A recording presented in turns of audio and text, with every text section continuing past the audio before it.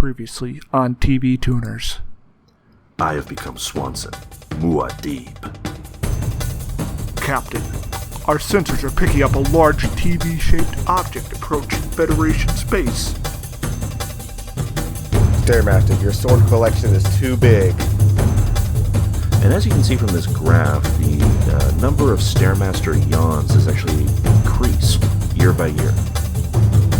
Captain, the object is hailing us. It says we're tuned out? Just because it's carbonated doesn't make it a soda!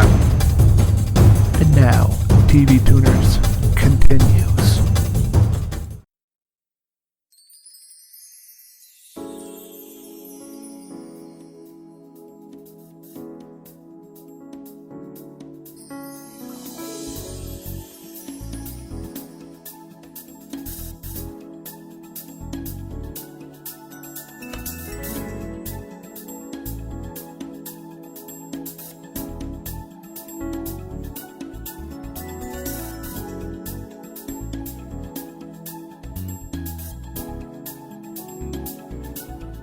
Hi there, folks, and welcome to TV Tuners.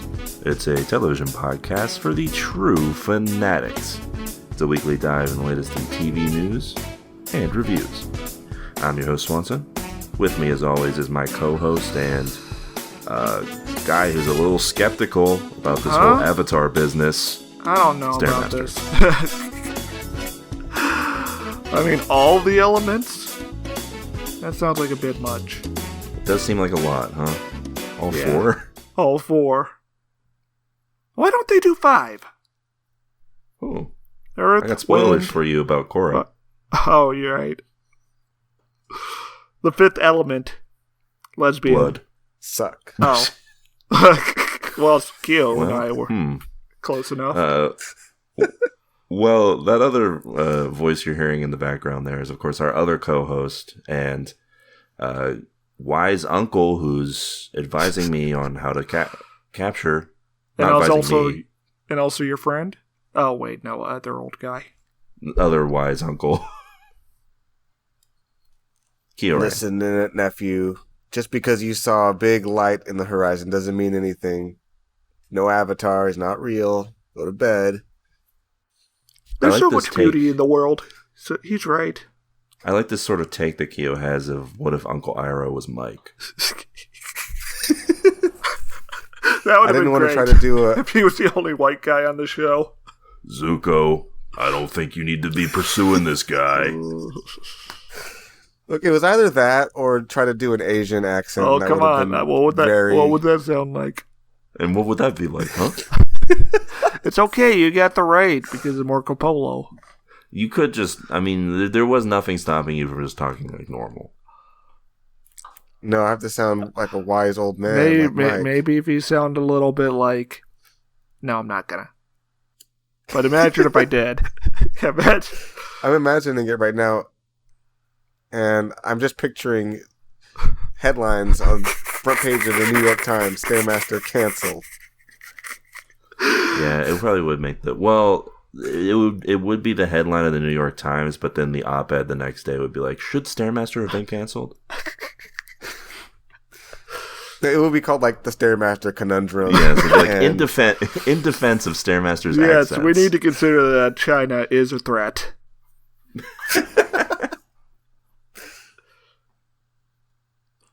Stairmaster was simply trying to keep Xi Jinping in his place. There'd be like an accent. There'd be one that would be like, what is an accent? Everyone talks different ways. Scientists call it the mouth pattern. And the photo of the person who wrote the piece would be like the oldest, whitest man you've ever met. He's literally not alive. Also, the photograph is of him doing yellow face. he's stretching his eyes out. Welcome to another exciting edition of TV Tuners. I'm your host, Swanson. We're here. We're talking about TV. And as always, of course, if you're listening and you have a quip, comment, foresight, Otherwise, Want to hear me do that accent? maybe you do. Well, you could send any of those over to our email address, and we can read them aloud on the podcast. That's tvtunerspodcast@gmail.com. What's that email address, Kiorein? Oh, there's an email? Whoa. Fancy, guys. We're really... Wow. I think you said it was like tvgoonerspodcast@gmail.com. That's right. You could be like, Geo, who sent us this goon mail? The Stairmaster is the workhorse of the Rebel fleet. Hey, TVT. Remember how in Rogue Squadron they were like, Rogue Squadron, where's my cover? Well, what if they were like, Rogue Squadron, where's my dank-ass Kush? Regards, Geo. What's Rogue Squadron? It's a Star Wars. It's the... Well, it's not a movie anymore, unfortunately. It's a video game. It got demoted from being a movie to something else? No, they were going to make a movie, but it was originally a video game where you play, like, the space battles in Star Wars. I don't even know where to begin. I'm very confused right now. Swanson, what are you doing? Are you doing this on purpose? Is that not what that was? No, there was a movie in 2017. Yeah, Rogue One, a completely different thing that Geo's not talking about. Oh! I'm sorry. See, I don't know who's right here. Okay, so yeah, Rogue Squadron was a game series that started on the Nintendo 64 and carried forward to the GameCube. Yeah, I was confused by what Stairmaster was saying because they were going to do a Rogue Squadron movie, and then they decided not to. So the question is, what if they had weed? Yeah, which I mean, that's right. what they have. That's why they have Han Solo around. It's true. I mean, he was a smuggler. He was the weed guy? He's a smuggler, Keo. What do you think? He literally smuggled spice. Yeah. Okay. And spice is a euphemism for weed? Yes. Yeah, spice is a drug. That's why he smuggles it. Well, I don't know what kind of spices they have in space. They gotta. I mean, it's fairly obvious. I mean, the euphemism is not that subtle. Spice is a drug, although it's unconfirmed in Star Wars lore if it is worm shit like it is in Dune. And it probably is. What if it is the exact same spice in the Star Wars? They're just using it to get fucked up. I mean, that'd be kind of like a funny inversion of it all. Where it's like in Dune, it's the only resource in the entire planet. Well, yeah. And in the Star Wars, it's just like, we can just get fucked up on this shit. Yeah, because they can use computers to plot their hyperspace travels. Yeah. You see, Keo, in the universe of Dune, they had to have a holy war against people using AI. Because they formed a dictatorship. So now there's like a law that you can't make a machine in the image of a man. So to do astronavigation, they have to use spice to get into a psychic state. Where they can That's calculate. incredible. Yeah. And all the spice is grown on one planet, which is populated by Muslim immigrants from Earth. Yeah. They got kicked out millennia ago. And one of the things you gotta know about Dune is that literally the only thing that can happen in war is it has to be a holy war. That's the only war that they do. Okay. I don't think... So what's the answer to the question here? To Geo's question? Would that be good? Is that what he's asking? If that I don't know if good? this is an actual question so much as like a, hey, what if this happened? If I was a Star Wars plane, I would be the A-Wing. Ooh. Okay, that's the answer to the question. There you go, Geo. What do you think of that? I'd be the guy who crashes into the Super Star Destroyer. If I were a Star Wars pilot, I would be Porkins. I didn't say pilot. I know, I did. Okay. Making my own rules. There are multiple answers. I think every single character in Star Wars has piloted something. False. It's my opinion. Not Captain Tanaka. Why is he a captain? You don't know what he does in his free time.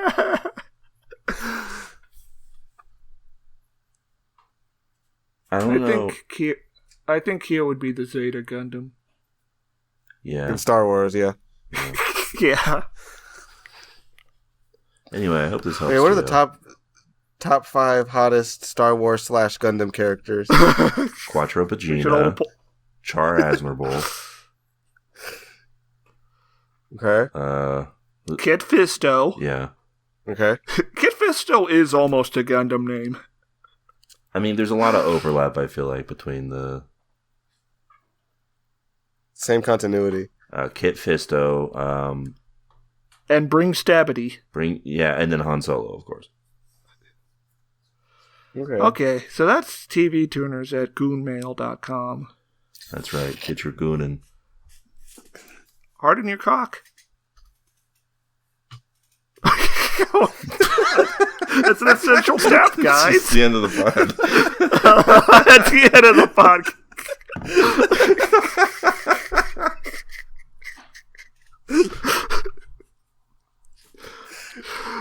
We have fun here on the show.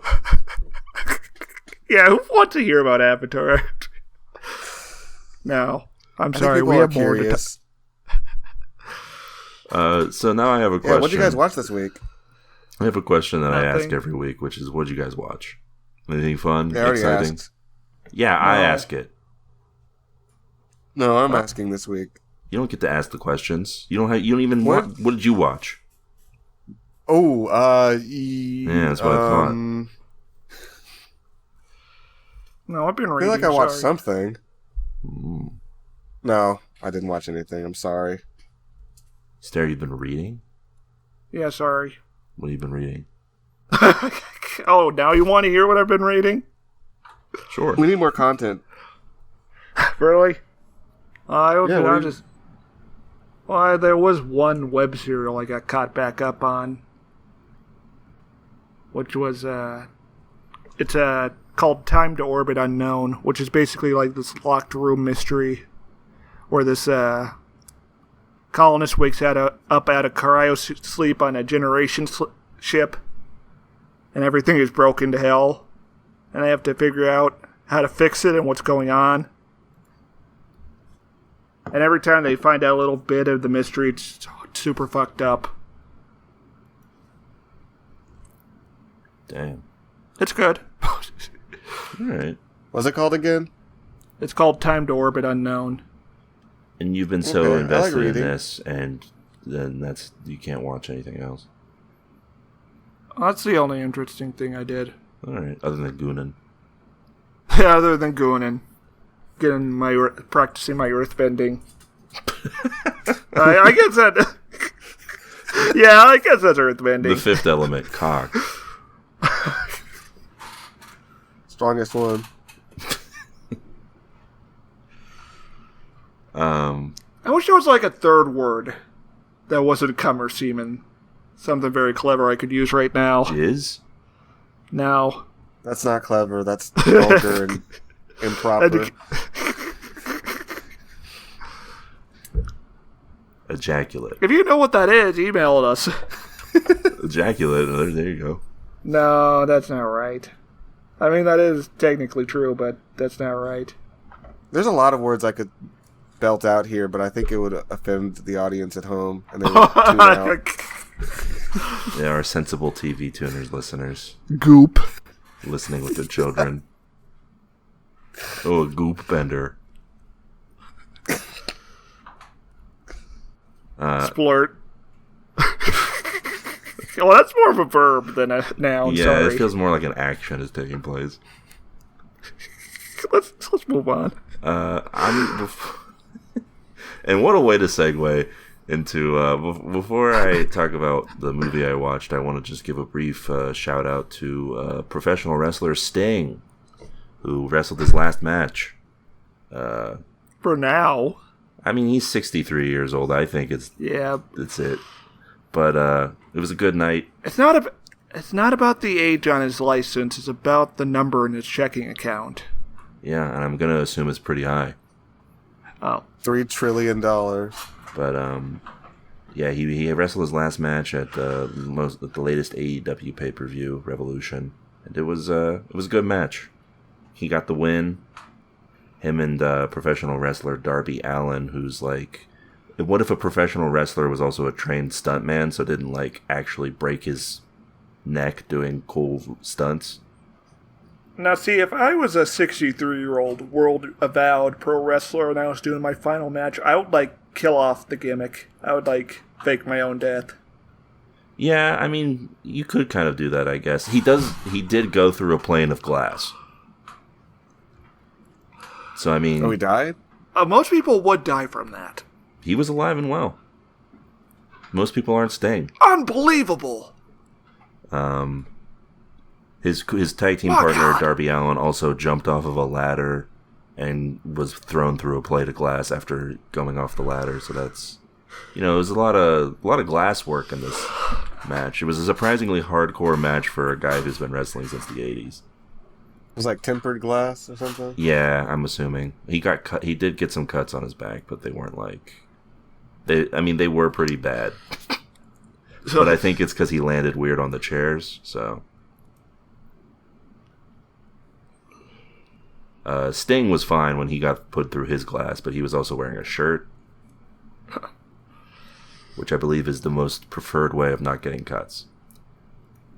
They gotta be careful out there. And also probably the audience's preference when they're seeing a 63-year-old man. True. Yeah. It was a good match. Yeah, nobody was gooning that night. It was a good match. It was emotional. Sting said his goodbyes. His sons were there, dressed in his old ring attire. Stong and stung. Yeah, that's right.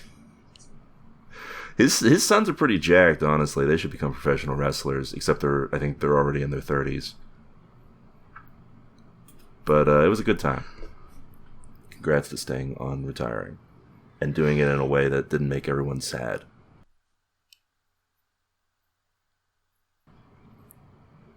Congratulations, Sting. TV We love you, Tuners Sting. Wrestler of the Year. And with that out of the way, I'm going to talk about this movie I watched now. This film. I watched a movie called The Holdovers, starring a friend of the pod, Paul Giamatti.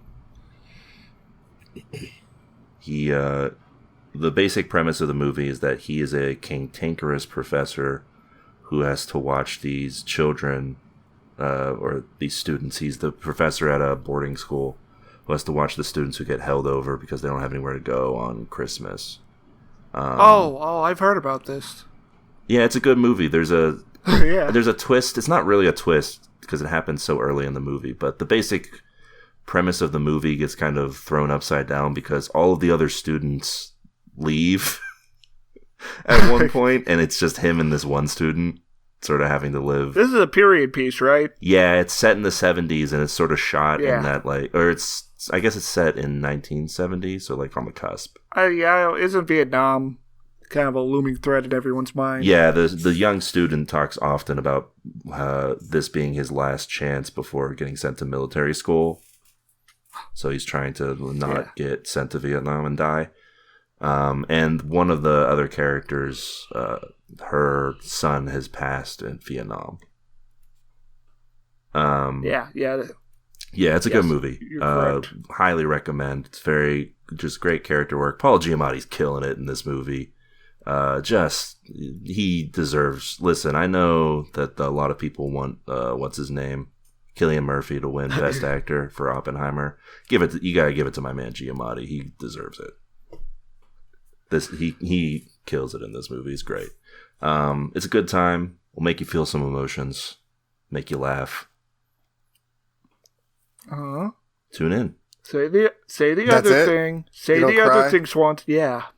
You don't cry, Swanson? You were just laughing the whole time? I mean, I got a little teary-eyed at some stuff. Oh, maybe Swanson was just trying to hold his cards close to his chest, No, there is a very devastating scene involving said woman who lost her son, but... Yeah, she gets hit by a car. No, it's not. No, the show... I kind of like... What I do like about this movie is that it's sort of like a double throwback. It's shot in the style of like an old 70s character piece movie, complete with like logos from like the 70s. But also it feels like an indie movie, like one of those indie movies that came out in like the mid 2000s that were like compelling and fun to watch. So it's kind of you kind of get to have your cake and eat it too. Tune in. That's a tune in on the holdovers. That's an official TV Tuners. Tune in. Yeah, that's it for me. And that's it for this segment. We're tuned in, folks. And that's it for TV Tuners. See you next week. That's it for TV Tuners, guys. I mean, quick there's nothing left to talk about, really. I mean, there's no news. There's no news this week. I guess X-Files is back. Oh, now you want to talk about it? Is it? No, I just wanted to say it. Oh. I had some news, but Swanson says that it wasn't real or something. Yeah, as we discussed last week, these news items that you keep getting, Keo, aren't real. Like the chicken from Family Guy isn't getting a live action spin-off. Oh, I could believe that. It is not happening. That would be a good idea, though. What would it be? It'd be a sitcom. But the man is a chick. The family are people in chicken costumes. Oh, so it's like dinosaurs, but for chickens? Yeah. Okay. Series finale, they all go to the Tyson plant. Is that what happened? Is the chicken from Family Guy dead? No, I'm saying in the series finale of dinosaurs, infamously involves the extinction of dinosaurs. Yeah. I was like, did Family Guy have a raw moment? Oh, Family Guy hardcore moment? Like Peter Griffin gets in a limo and it explodes? Yeah. Not quite, I don't think. Although, I wouldn't be shocked if they had done that moment at some point. Hey, Lois, remember when I was Vince McMahon? Yeah, I'm sure they've done that. No one wants to remember when he was Vince McMahon. So are you guys sure that Barack Obama's not bringing back the TV show Punk'd? I'm almost 100% positive on that. What? Does he still have that deal with Netflix? Yeah, he just they just made a movie, I think. Well, then maybe he might be bringing back Punk'd. It sounds like he got punked with the deal with Netflix, because I don't hear about anything. Yeah. You just got punked. Oh.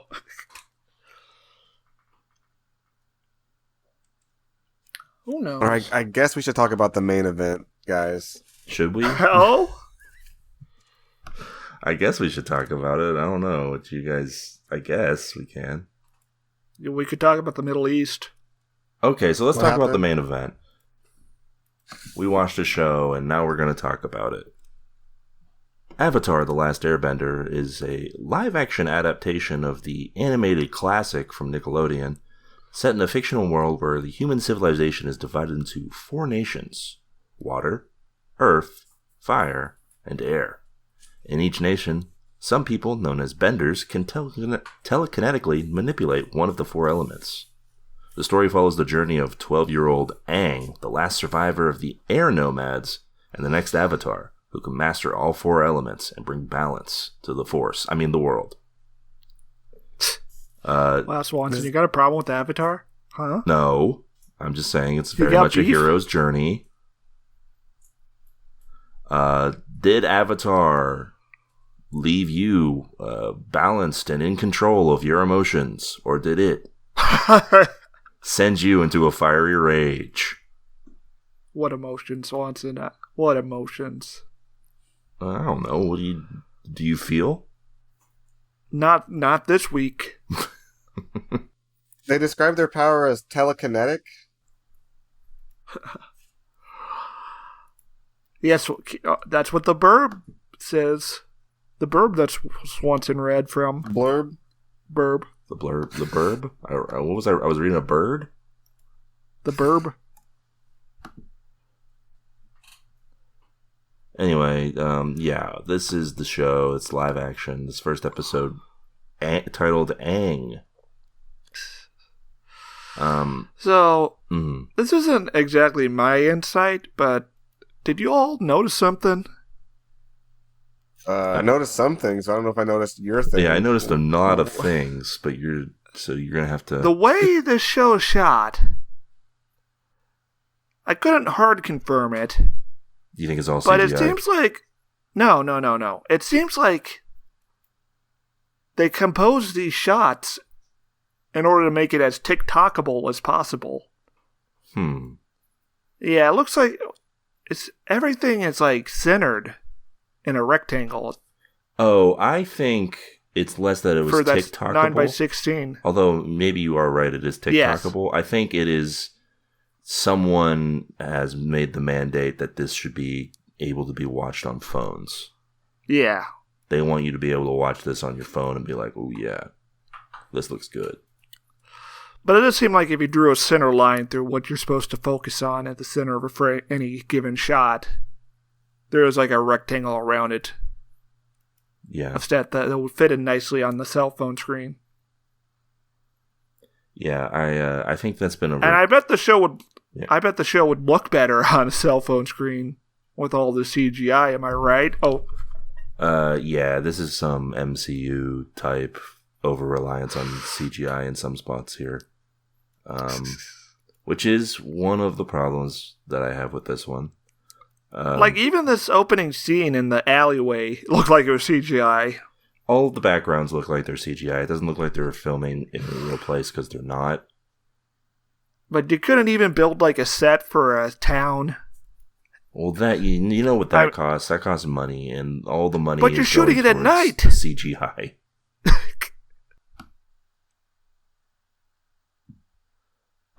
It should be noted, by the way, before we get into before we start getting into the recap and the opinions here, the Avatar is yet another Netflix live action adaptation. The creators of Avatar were originally attached to be executive producers and showrunners. However, they left after getting hit by a car. No, they left after creative differences. And so the show went back into production, sans them, and that's how we kind of got what we got now, I think. Creative differences. I love the sound of that. Yeah, it's always a good idea when the guys who made the show are like, I don't know if we feel the same way. Like, not a fan of this. Can we adjust it? No, you can go. You can leave. We can just make the show. I do think it's funny that the showrunner who took over, Albert Kim, I did find this article that he commented on where he said, "My first thought was, why? What is there I could do or say with the story that hasn't been done or said in the original?" Agreed. Of course, he did go on to say, but the more I thought about it, the more intrigued I became. We'll be able to see bending in a real, visceral way. As things went on, they pressed the gun against my sternum harder and harder. Now, do you agree? Do you think we've seen bending in a real, visceral way in this episode? No. I saw some guys wave their arms around like it was Doctor Strange. Yeah. I will admit that some of the action in this works for me. A little bit, but it's like, after a while, I feel like I'm just sort of watching the same thing. Doesn't seem like they're doing cool martial arts at all. No. It feels like I'm eating Pringles. Expand on that. Well, not like You're saying it's junk food? What are you saying? Maybe, I guess I'm saying it's... No, not Pringles, but like Fritos. Ooh. Is that like lower tier chip? Yeah. Yeah, I would say... Kilo's out here acting like he's never eaten Fritos in his life. Keo eats healthy. He has kale. It's like, what is a Pringle? Every day. No, I eat chips occasionally, but it's like I don't think Pringles are some elevated product. Well, but I mean, Pringles are better than Fritos, obviously. You mean like plain Fritos without any flavor on it, or that's what I assume. Yeah. Okay. I mean, plain Pringles suck too, though. I think I would if I had to pick. Like if someone put a gun to my sternum and asked me, pick, you have to eat either plain Fritos or plain Pringles, I am picking Pringles. Yeah, yes. I guess so. Yes, absolutely. I would agree there. These are the important Frito-Lay Corporation, if you want me to recant my statement, email us a check at tvtunerspodcast at Who gmail.com. owns Pringles? It might just be a Frito-Lay product. Oh, no, I hope not. Yeah, see, Keo has his finger on the pulse. He knows how incestuous corporations are. I think Pringles is owned by PepsiCo. It's owned by Kellogg's. Oh, no. Wow. Wow, I'm hearing this for the first time. Fritos is owned by Frito-Lay. I think this is a different thing.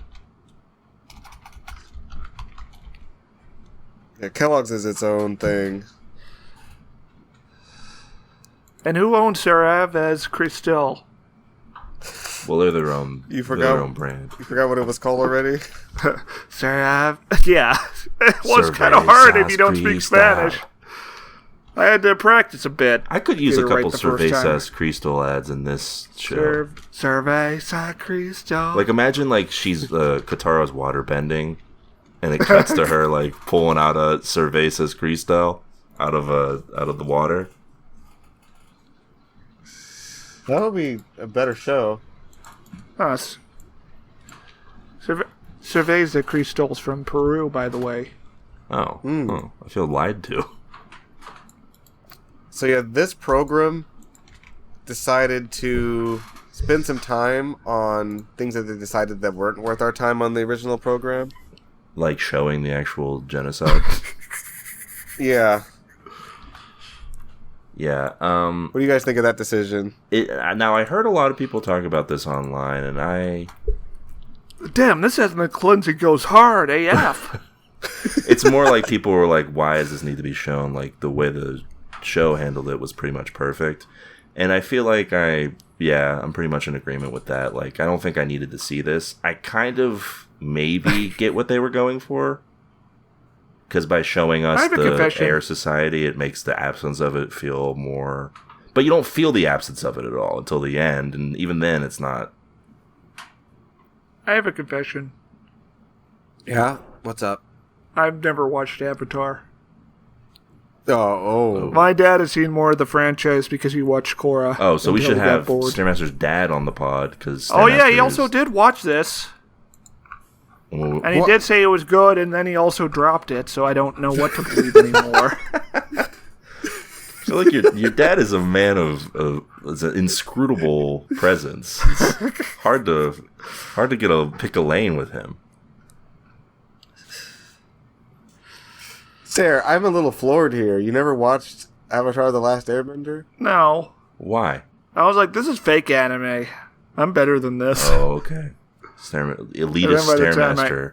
And then by the time I grew up to know better, I had better things to do with my time. Elitist Stairmaster, like too good for Avatar. You know, I say the word goon and this Stair's just gonna... I'm just like, yes! This is my time! This is so much fun! Well, Stairmaster, I would like to say you didn't miss anything, but that would be a lie. You missed out on a generational program. You did miss out. And now you think of me as less of a human being. This is a multi-generational program. Yeah. This is like the equivalent of you being like, yeah, I've never watched SpongeBob.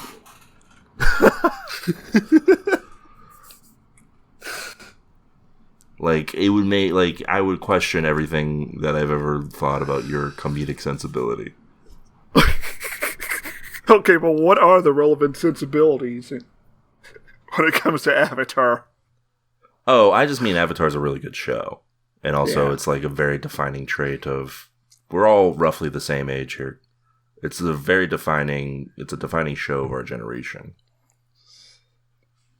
Yeah. Excellent program. Something that you should have watched and can still watch. It's still worth your time. It's true. It has not gone away.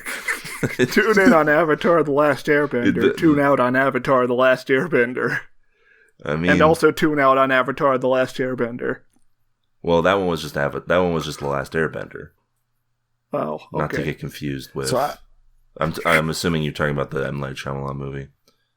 Yeah. Yeah, not to be confused with the Avatar movie. I have a bit of a story about this program. This program? This live action one? About the live action program, yes. Okay. So I'm in this chat. This other Discord. I call it a chat, but it's another Discord server. Well, things used to be chats.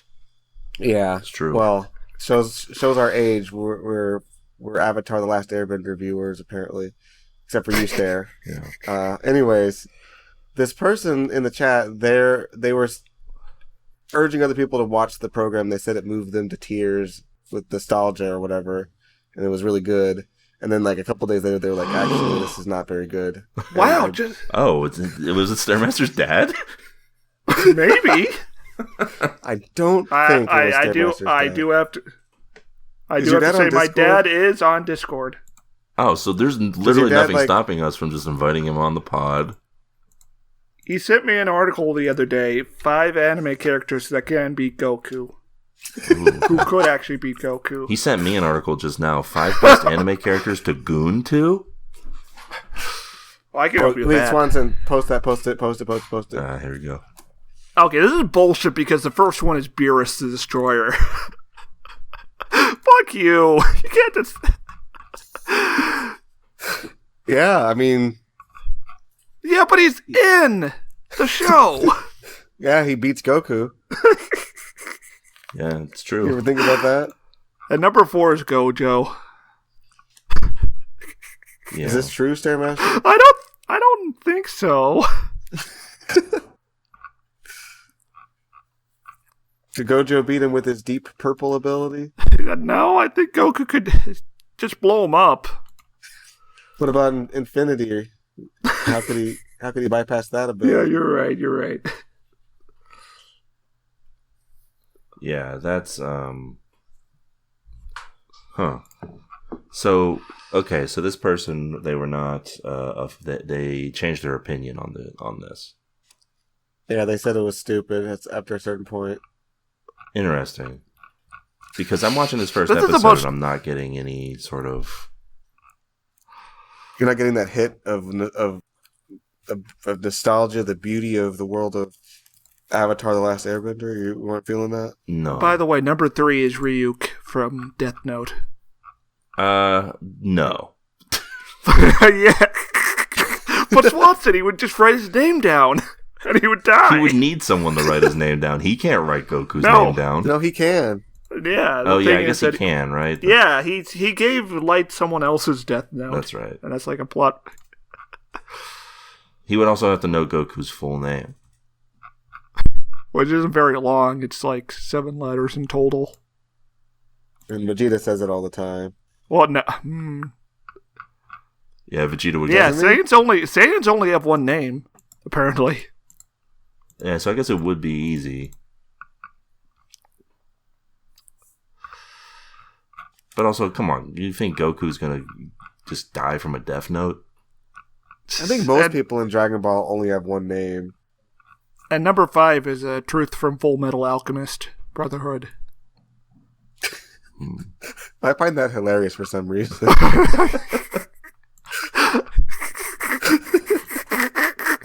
Yeah, I guess Goku's weak to being transmutated. Yeah, I mean, it's never happened. I guess. Like, I don't know the rules here. They just decided that Goku loses. I don't know. Could Gojo beat Goku? Email us at TV Tuners Podcast. But no, Kyo, to answer your question, I was not feeling the nostalgic love for this one. And we've already discussed a couple of the reasons, but I think the big one for me is that I'm not feeling a lot of these major casting choices. Yeah, Aang is like a gay little baby. Yeah, Aang is... Oh, you're not going to dispute that? I mean, I wouldn't say... Come on. You can't allow that. I wouldn't say he's a gay little baby. I would say that he is perhaps playing it... He's a bit too young, from what I know, from the very little I know. He feels like actual 12 and not like TV 12. Does that make sense? Yes. How do you cast Aang, honestly? I think it's like a very...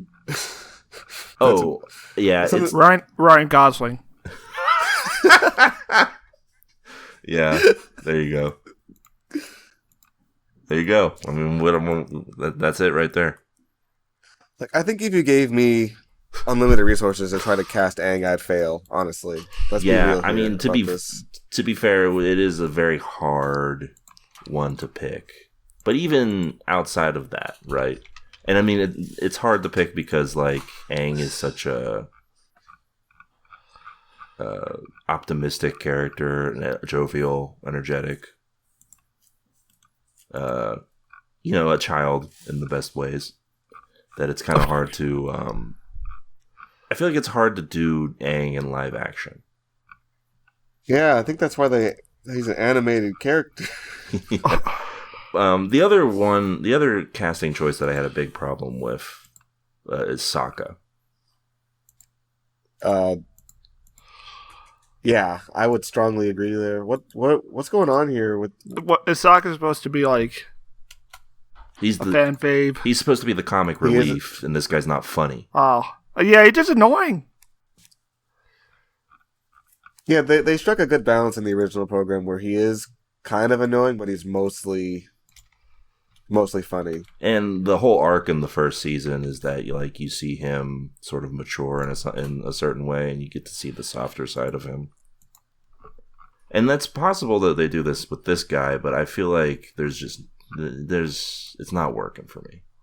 It also just how does this happen twice where they cast the palest people they could find for both of them? I just don't understand. Yeah, Sokka is not super white.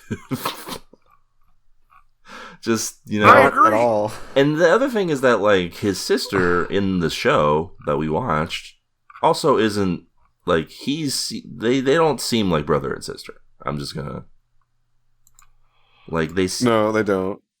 They did the same thing in the M. Night Shyamalan movie. They just casted just some white people. Yeah. Where I will say the show does succeed in its casting is in Uncle Iroh, who I think works. Now, I don't know how well Zuko works. I feel like I'm ambivalent to him, which is not good. You want a good Zuko. Do not like his performance. Feels very stilted. Yeah, it feels... Everyone seems like they're playing, like, maybe a level or two too much or too little. Like, there's no in-between. They're as opposed to One Piece. Right. Everyone is in their character and is playing it fully. I feel like there's... For instance, the guy playing Zuko is playing, like, Zuko. Like, animated Zuko. But it doesn't work in live action context because then in a live action context it seems forced. And I think maybe that's my problem with Aang too, is that the kid playing Aang is playing animated Aang. But then the guy playing Sokka is playing like this like weird removed version of Sokka. Yeah, who's just kind of like grim and unpleasant. Yeah. And Katara doesn't feel like anything either. She's supposed to sort of be like the centerpiece of the trio, like the conscience, if you will. I don't really get the sense of that in this one. She has a bit of an attitude in the original that's not here. I wish Gojo was here. She would never defy an elder in this.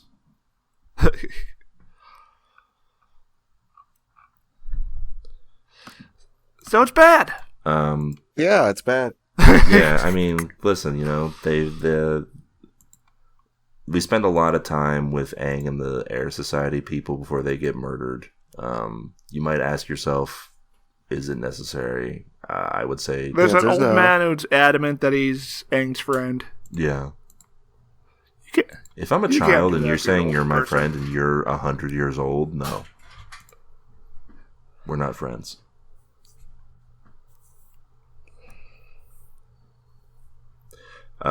Yeah. There's also the way that they deliver information in this first episode. You mean through exposition? Yes, which, I mean, we always talk about how that's no good on the pod. But the thing that I really stuck out to me is that they don't even just do the one bit of exposition once. They'll give you multiple of the same exposition. It's kind of like when you're playing... It's very complicated, Swanson. It's kind of like when you're playing D&D and one of the party members isn't there, and so next week you have to play in character and give them like a sort of loop back of what happened. Because so we get a little intro that's like, long ago the Fire Nation, the four nations were at peace, and then the Fire Nation attacked, blah blah blah. And that's just an intro told by, I don't know, Katara maybe, we don't know. Somebody tells us. And then Aang's mentor guy tells us the same thing. And then later, when Aang is awakened 100 years later, Water Lady says the same thing. Huh. They give us the same details 3 different times. And the third time we're supposed to be like, oh, because she's doing the actual intro from the show. She says it verbatim, and we're supposed to be like impressed, but also her delivery of it is like, oh no. Yeah. That really took me out of it. I don't know. But the basic gist of this episode is that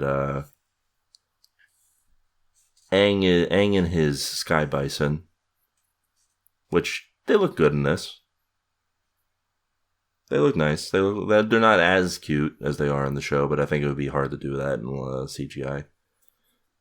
Aang and his Sky Bison Appa are trying to run away or something. I don't even know what they're doing, but they get frozen in ice. He's just an animal doing animal stuff. They get frozen in ice. Aang awakens 100 years later, realizes what happened. He's like, oh, that's no good. They killed all the airbenders? Oh, he doesn't realize, Swanson. It's all explained to him. That's true. He doesn't come to any realization. Because in the show, and listen, it's been a while since I watched it, but Keo, I feel like you could steer me if I'm right or wrong. Aang, figures it out for himself, doesn't he?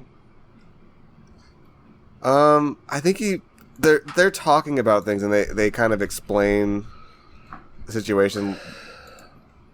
They don't tell him you're the last airbender, I don't think. Maybe they do, but basically they say like, yeah, you want to go back to the air temple, see what's going on there? It's a bad idea. Last time that's had people on it was 100 years ago. He's like, wait, what? Yeah, because I recall... think that's how that scene went. There's a very emotional moment. There's a very emotional moment where he goes back and finds... Which they try to recreate here at the end, but where he goes back and finds the place destroyed.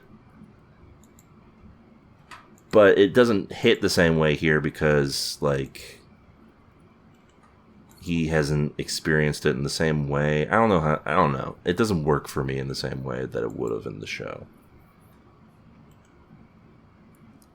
And part of it is just that Aang feels like, at least for the first part, he's passive, and then he decides he's no longer passive, and then he's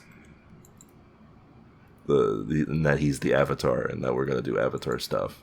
And that's pretty much the show. That's pretty much this episode. Yeah. I guess they didn't respect the intelligence of the audience to tell the story the way the original did. And that's why they front-loaded it. Yeah. They also, I feel like they're definitely trying to still make sure that this is a show that, children can watch and have a good time with. But I feel like you don't have to dumb stuff down. As opposed to the original. Well, that's the thing. You don't have to dumb stuff down to make it so that children can watch it, because the original didn't do that.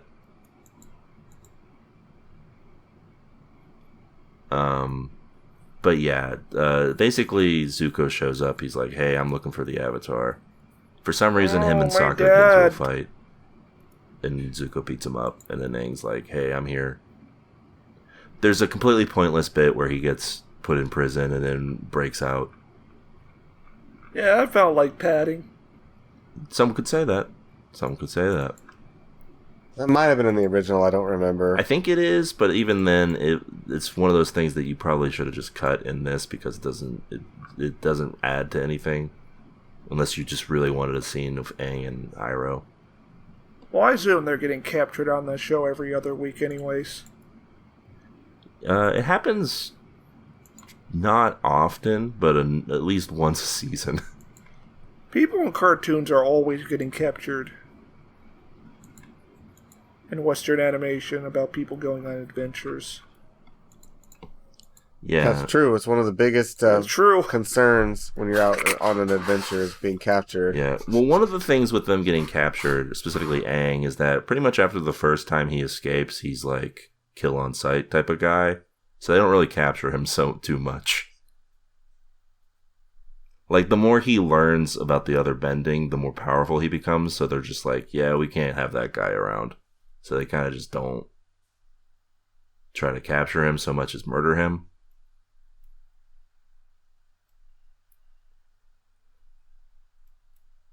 When you think about it, Avatar is just the story of a murderous dictator who desperately wants to kill a child.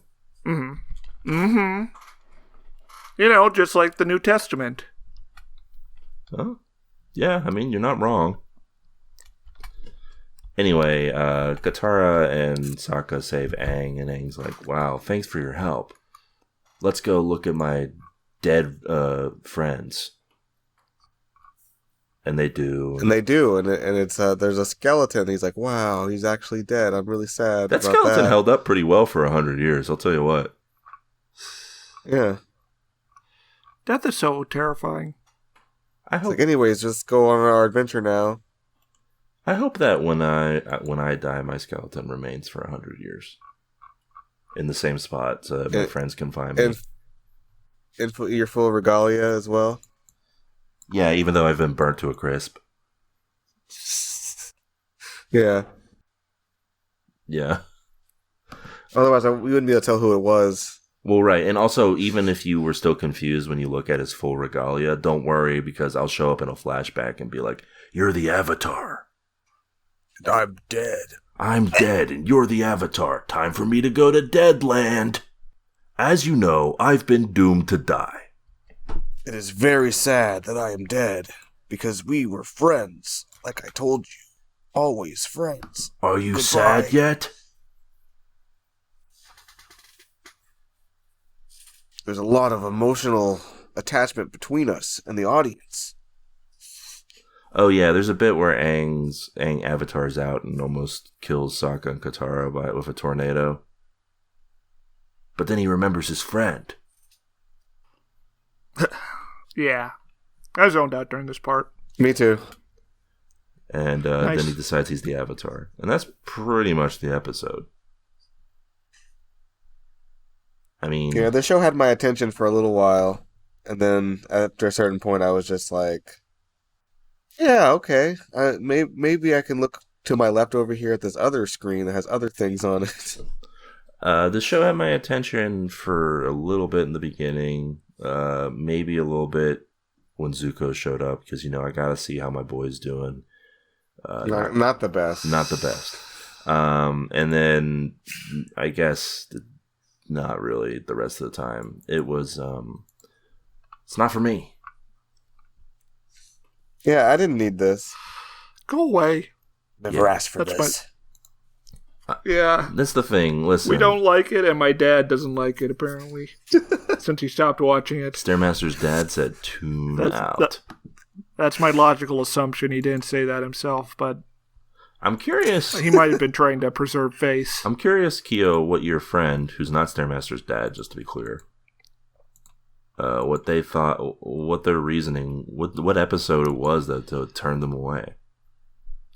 I don't know. They said that they started combining things that didn't need to be rushed or something. And Keo, do you think I should watch Jujutsu Kaisen with my dad? So we can figure out if Gojo could beat Goku together. Yeah, that sounds like a great father-son bonding time.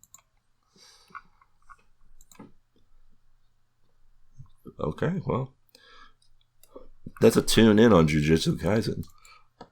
That's a tune in on Jujutsu Kaisen. Tune in on Jujutsu Kaisen. I'll play the theme song. What are our final thoughts on this show here, guys? Waste of time. What are we doing here? Yeah, I'm not feeling this one. It's just go watch the original. It's just there's nothing here that is either new that's adding anything to the original. And if anything, it's actively taking away from the original by combining it's only worked removing the emotional connection. It's only worked once. Yeah. Out of like 5 failures. It's worked once, and the key to the working that one time was that the creator was involved. And even then, who knows how far that can go. True. And also, one of the reasons it worked by combining various plot lines and stuff is because the show that it was combining various plot lines for is so fucking long that you need to anyway. Avatar is not a long show, to be clear. It's like maybe 60 episodes. Wow. But that's more than justified. Yeah, technically. No, less than justified, I think. No. Justified is 65 episodes, actually. But yeah. Are they 65 20-minute episodes? No. We're talking about 65 20-minute TV episodes. It's true. We're talking about 30-something hours altogether. Do you think Raylan Givens could beat Goku? I don't know who that is, so yes. Only if he can draw first. True. It depends. Is Boyd there to give Goku the jump?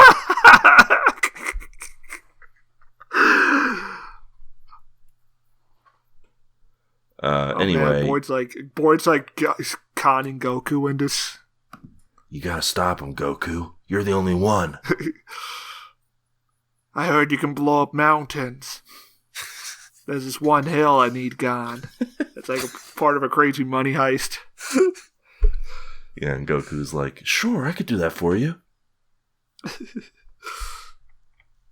You're a good friend, what if Son Goku. What if Goku landed in Albuquerque? What if Goku was HIV positive?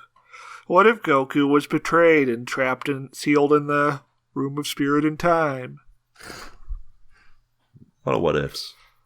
But I'll tell you what I don't need the what if about. Is this show good? No. Tune out. No. Tune out. Tune out. Don't bother. So that's a tune out on Avatar. And listen, guys, that'll about do it for this week's episode of the show. True. As for what we're watching next time on the pod, well, it's time for us to travel to a distant land in a far-off time and learn a little bit about ourselves and the people around us. Yeah, the Dutch and maybe the Japanese. We're going to be watching Shogun, another remake, actually, now that you think about it. We live in hell. Will this remake live up to the original that we haven't seen? None of us. We'll find out next week. Which is an adaptation of a book. Oh, should we read the book? Maybe. Let's see if our library has it. Ooh, okay. Yeah, check out the Denver library, and we'll see you guys next week. What is this? The book bringers podcast? Oh yeah, the book bestowers. Listen, if we ever had the clamoring for a Patreon, I smell our first show right there. Luckily, we don't have any other way people can compel us to do things for money. Nope, never. Well, Buy Me a Coffee is not enough for a book. For a book, it's a lot of time. There's a lot of time that you got to invest in a book. That's true.